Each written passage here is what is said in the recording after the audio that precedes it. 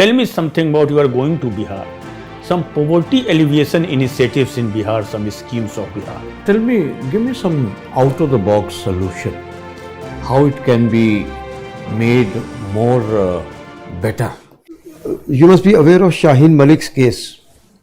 And Supreme Court has given some criticism on this.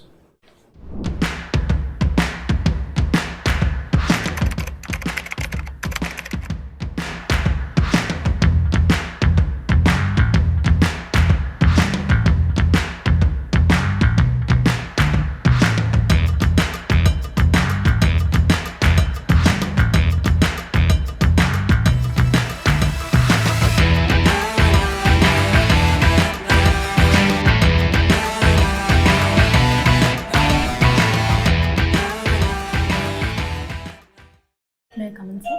Yeah, come in. Good morning, sir. Please sit down. Just sit down.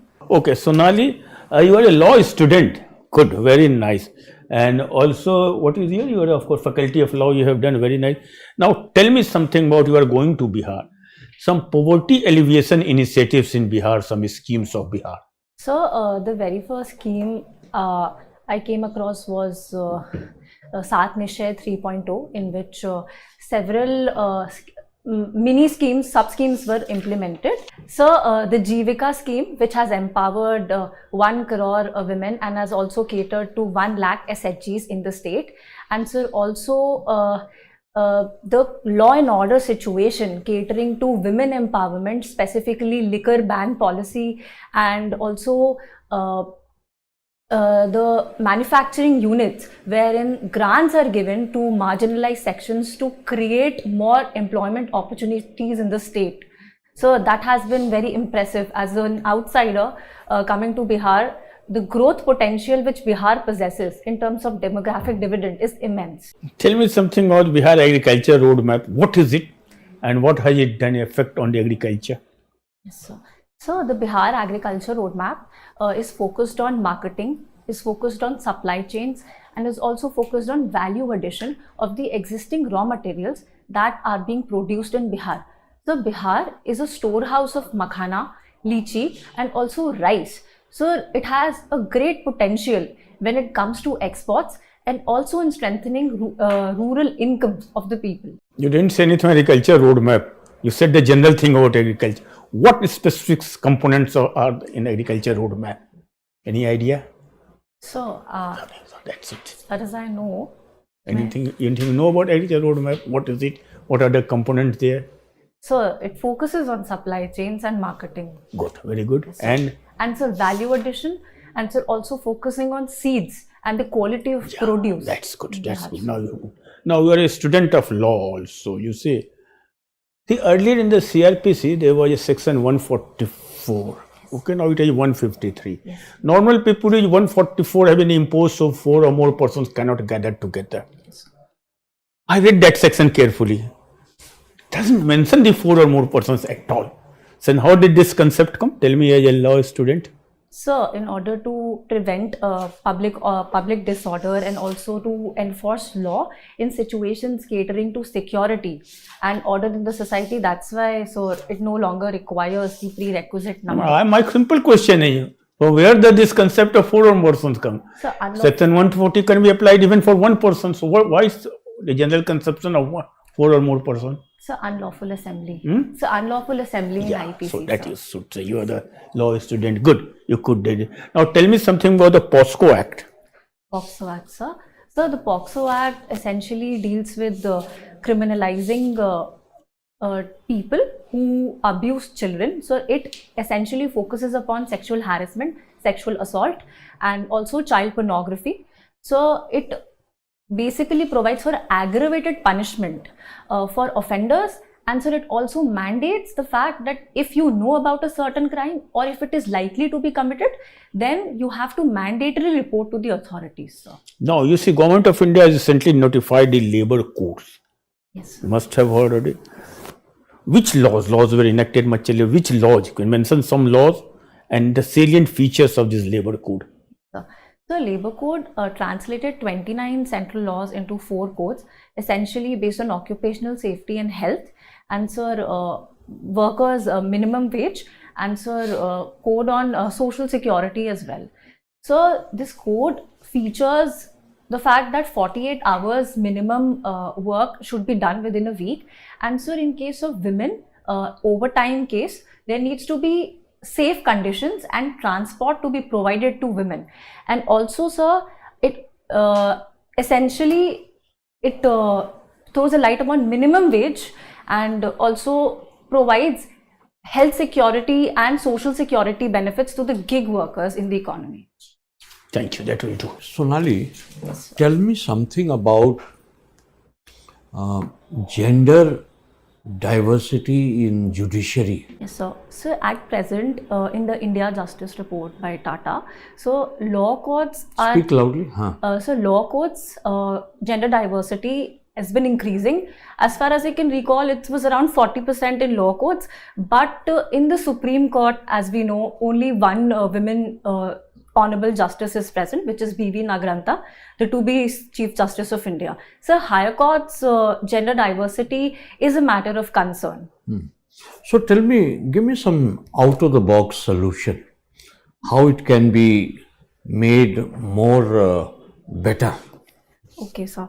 So the very fact that Collegium needs to focus upon more and more women and marginalized group representation. So based on transparency, as the Law Commission has already noted that we need more and more women. We know that. Give me just the solution out of the box, if you have.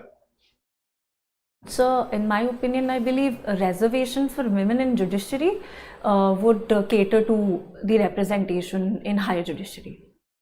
So reservation in judiciary. All across, lower court, higher court, Supreme Court. That's your solution? So especially in higher courts. So as we have seen that the representation of women is quite low.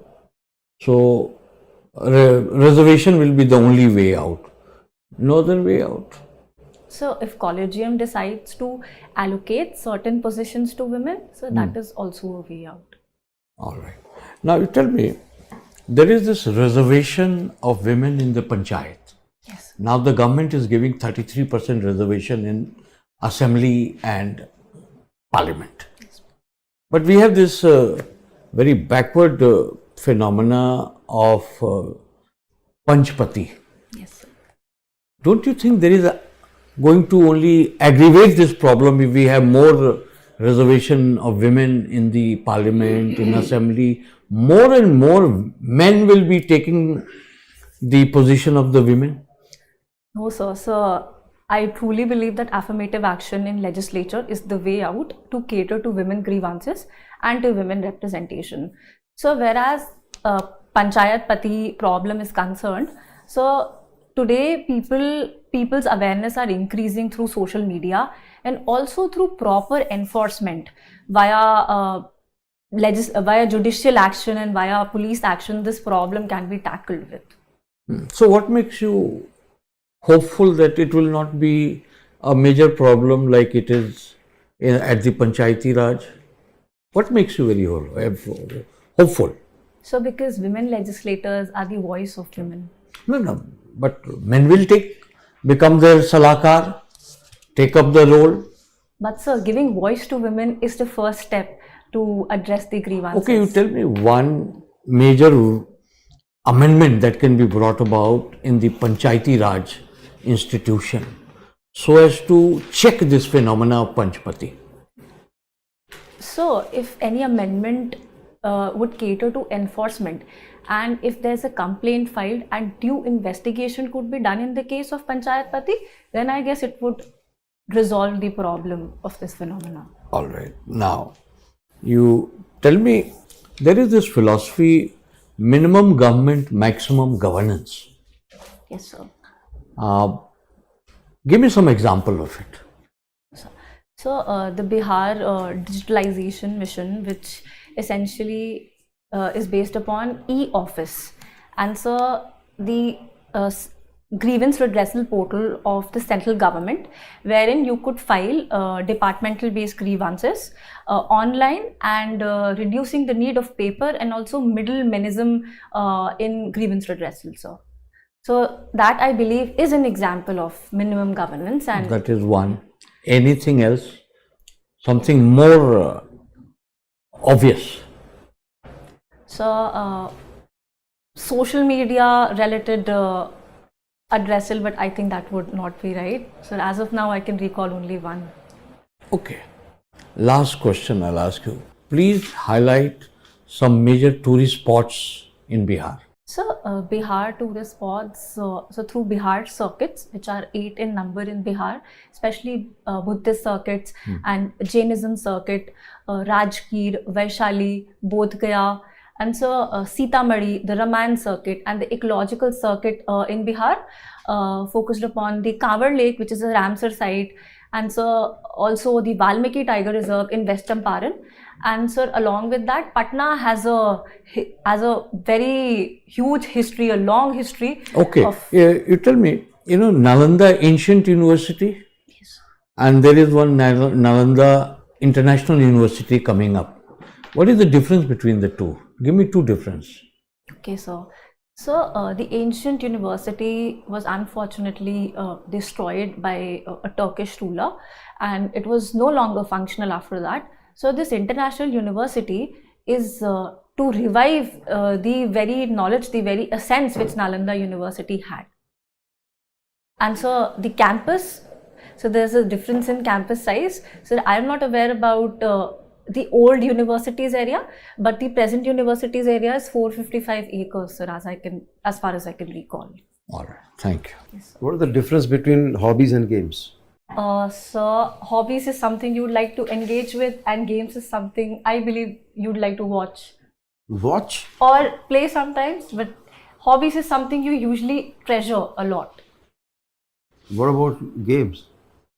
So games can be played professionally as well. And Can be, or games are played definitely so. and watched, of course. That's a different thing. But I'm talking of playing games. Difference between playing games and hobbies. Yes, sir. So What is the difference? So hobbies could be and could not be games, and so games are essentially sports which you play or So watch. hobbies are not games. So could be or could not be. No, hobbies are not games. So, That's why I'm trying to ask you, what is the difference between the two? so playing chess is my hobby, but so I don't like watching chess. So that is the difference. Think about it again. Okay, sir. In sports, you get the competitive spirit, Yes, sir. cooperation, Yes, sir. stamina. Yes, That is why games are played. definitely, sir. Team spirit. Such Yes. things are developed. Hobby is by yourself. You can read a book, that's your hobby. You can learn cooking, that's your hobby. Absolutely, sir. So there's a difference between the two. So how can chess be a hobby as well as a game in your case? So I have played chess as a professional player initially till school, but I could not, because of academic reasons, play after 12th grade. No. Issue is, how is hobby, chess is a hobby in your case. It's a game. So now I play it during leisure time only, not professionally with other I think things. you need to check up on this. Okay, sir. Check on this. Okay. Over empathy. Yes, sir. What do you construe by this? So sometimes I tend to over empathize with people's problems and I cater to their needs. Sometimes then you have to regulate yourself in terms of financial help, for example, maid help. Once I was basically scammed by my maid because of some amount she wanted, and I was not able to cater to that. But eventually I realized that it was an excess of a demand and the need was far beyond my capacity. So that's where I thought that over empathy could be a problem and needs to be curtailed. So what action are you taking? What is your strategy to remove this problem? So now I do listen to people, but I also try to come up with alternative solutions which would not cost me financially and would also cater to their problems. But help is a very wide scope. You could help financially or otherwise. Yes, sir. You cannot exclude yourself from the financial help if required, and which is within your capacity. Yes, sir. So, but I believe that as an unemployed student Okay, right now. that's a different. All right. You must be aware of Shaheen Malik's case, and Supreme Court has given some criticism on this. Pardon, sir? Shaheen Malik's case. I'm sorry, sir. I'm not aware of it right now. Okay. What is the judiciary's view on the protesters in Iran? What did they think about it? So, judiciary, I guess, is basically. So, I cannot recall one as of now. Really, sir. Okay, fine. And Justice Verma's case. Yes, sir. So, Justice Verma, judiciary. What is the stand of or the ruling of Supreme Court? Yes, sir. Today only, Honorable Justice Datta ruled out that the committee's proposal, which was accepted by the Lok Sabha and rejected by the Rajya Sabha, would still stand as a valid committee, and the investigation would be going against Justice Verma, sir. Okay, so they will probe into it, Yes, into the issue. yes, We were talking of poverty in Bihar. yes. Give me 5 reasons as to why there is poverty, or it's been earlier a lot more, which is lesser now. But what are the reasons for the poverty prevailing? So, the very first reason is the demographic problem, which is the increasing population of Bihar, considering its the total fertility rate is quite high. And so also because of outwards migration and problems with slow industrialization and so agrarian economy and disguised employment in the agrarian economy. And so also mobility, social mobility affecting the marginalized groups in not having the center stage in eradication of poverty. What about women's participation? Yes, so women participation in terms of LFPR, the labor force participation rate is quite low as compared to the southern states. Okay, thank you.